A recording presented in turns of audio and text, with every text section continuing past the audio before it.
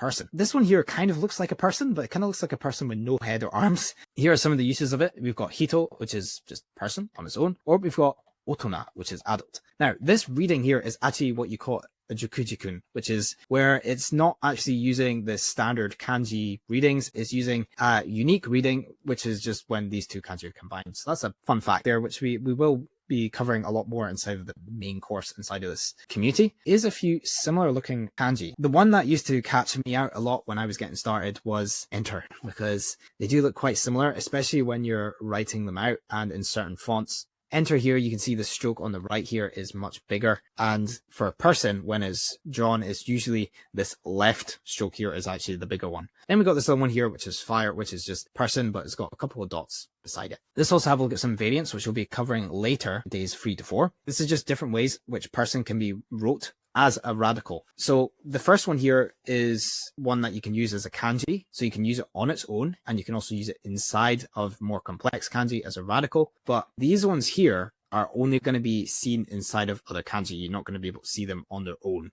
This is the kind of invented meaning that I came up with, a person with a really wide stance. You can see where, like I mentioned, we're starting with this stroke on the left, and then we've got this one on the right here. But when you're viewing it as a font, you can see it looks a little bit more even here.